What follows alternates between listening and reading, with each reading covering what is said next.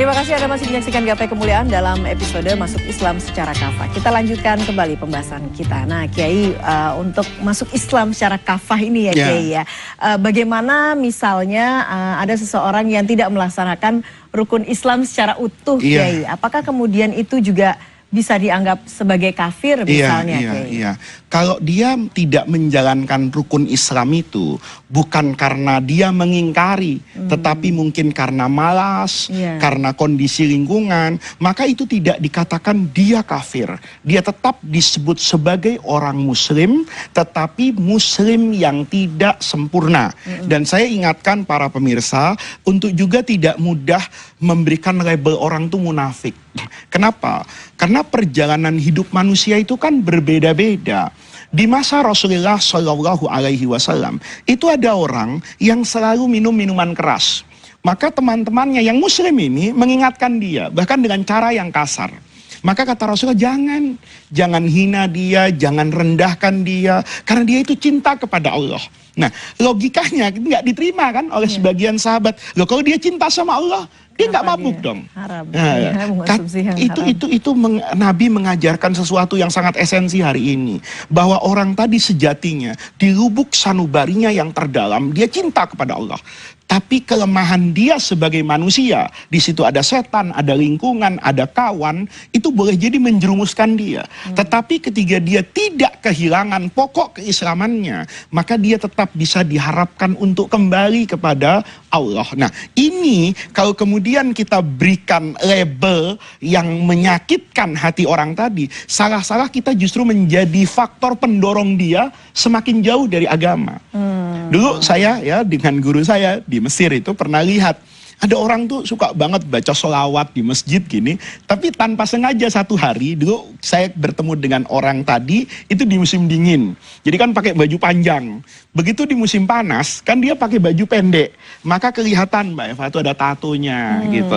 Maka saya itu bergumun kepada guru saya, itu orang tatoan tapi kok sholawatan di masjid yang memiliki memiliki ikatan emosional dengan masyarakat Mesir di masa itu. Di masjid Sayyidah Nafisah, itu keturunan Rasulullah yang ada di Mesir, masjid yang dihormati sama mayoritas kaum muslimin yang ada di Mesir. Jadi saya membayangkan yang datang ke situ kan orang harusnya baik ya, tapi ini apa kata guru saya, kenapa cara pandangmu nggak dirubah katanya, kamu melihat tatonya tapi mengurangi keistimewaan sholawatnya. Guru saya bilang, alhamdulillah yang bertato masih ingat dengan sholawat. Kata guru saya itu mengutip ajaran sufi besar Ibnu Athaillah. Jangan pernah orang itu meninggalkan zikir kepada Allah hanya dengan alasan nggak bisa khusyuk. Ini sering banget nih ya, kamu nggak sholat, nggak deh, habis nggak khusyuk juga, gitu kan. Kadang-kadang kamu nggak puasa, iya nggak usah deh, saya juga masih nggak bisa nutup aurat. Kan nggak begitu beragama. Kata guru saya, alangkah bagusnya orang yang tetap berzikir sekalipun dengan hati yang kosong, daripada sudah hatinya kosong tidak juga berzikir kepada Allah. Bahkan guru saya itu bilang, Allah itu jangan dibayangkan seperti supermarket.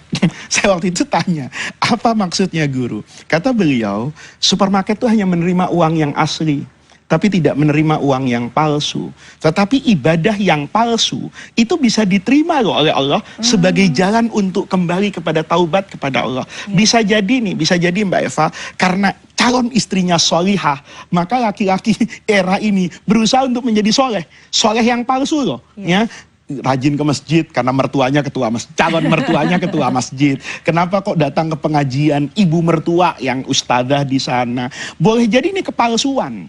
Tetapi kan kita tidak pernah tahu Mbak Eva, kapan hidayah itu datang. Jangan-jangan saat dia melangkah palsu tadi itu, hidayah datang. Sayyidina Umar kan tidak pernah minta hidayah, tiba-tiba hidayah datang dan menjadikan seorang Umar bin Khattab dari musuhnya Rasulullah menjadi sahabat utama. Jadi ketika ada orang, saya ini belum bisa mengerjakan yang utuh dalam agama, kita tanya sebabnya apa. Jangan kemudian semua orang yang tidak utuh dalam mengerjakan agama, kita berikan label negatif. Oke, justru jangan dihakimi ya Kiai ya. Iya. Justru kita harus mendoakan begitu ya Kiai. Dulu Syekh Muhammad Ghazali di Mesir itu pernah ditanya di satu majelis, guru, apa hukumnya orang yang meninggalkan sholat?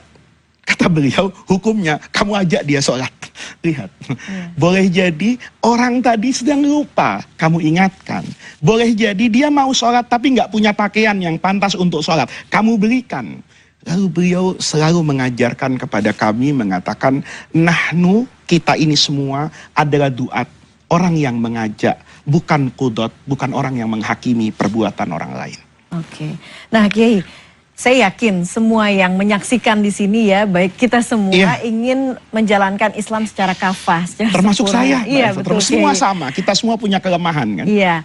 Nah, bagaimana caranya Kiai supaya kita bisa pelan-pelan begitu ya belajar untuk menjadi mukmin dan juga muslim yang secara baik. kafah. Jadi kalau kata guru saya dulu, yang kuncinya kan ar-ruju ilallah, kembali kepada Allah. Hadirkan rahmat Allah. Sadarkan dalam diri kita ini apa sih yang tidak Allah berikan kepada kita. Hari ini kita berbuat dosa tapi kita tetap bernapas. Hari ini kita mungkin ingkar kepada ajaran agama tetapi tetap hidup aman di buminya Allah. Oleh karena itu ketika kita menghadirkan nuansa ketuhanan dalam kehidupan kita, maka kita tentu menjadi orang yang selalu ingat dengan cara apa saya membayar ini semua. Nah tentu kita katakan membayar itu bukan berarti saya memenuhi apa yang menjadi hak Allah, itu tidak akan terpenuhi. Tetapi Allah dengan Rahman dan Rahimnya itu membuat aturan. Kamu asal sholat 5 waktu sehari saja, itu sudah saya sebut seorang muslim. Walaupun boleh jadi sholatnya cepat-cepat, boleh jadi sholatnya hanya mengerjakan yang rukun, boleh jadi sholatnya bacaannya tidak sempurna dan utuh. Tetapi kan itu bukan menjadi parameter pasti. Allah hanya katakan ini adalah sistem yang saya buat. Nah, kalau kamu kemudian mengerjakan ini, maka kamu akan mendapatkan rahmat dari saya. Maka untuk menjadi yang kafah tadi, itu membutuhkan yang paling utama kesadaran bahwa kita ini hanya hamba Allah dan semuanya itu menjadi milik dan kuasa Allah. Oke. Nah, kapan kemudian seseorang itu bisa dikatakan mukmin ataupun muslim yang kafah ini Kiai? Iya, rasanya tidak seorang pun di dunia ini yang berani mendeklar bahwa dia adalah orang yang sempurna. Tetapi guru saya bilang, orang yang merasa tidak sempurna, jangan-jangan itu adalah orang yang sempurna. Orang yang berjalan selalu ingin dekat dengan kesempurnaan, dialah adalah contoh manusia yang ideal. Sementara orang yang merasa sudah berada pada puncak karir keberagamaannya, jangan-jangan dia adalah orang yang paling buruk hatinya dalam berinteraksi kepada Allah. Baiklah Kiai, kita akan lanjutkan, kita akan bedah kembali lagi nih Kiai ke dasarnya lagi. Sebetulnya apa itu arti Islam? Supaya mungkin bisa mengajarkan kita untuk menjadi muslim dan juga mukmin yang kafah ini. Tapi kita akan break dulu, kita akan lanjutkan saat lagi. Jangan kemana-mana, Gapai Kemuliaan akan segera kembali sesaat lagi.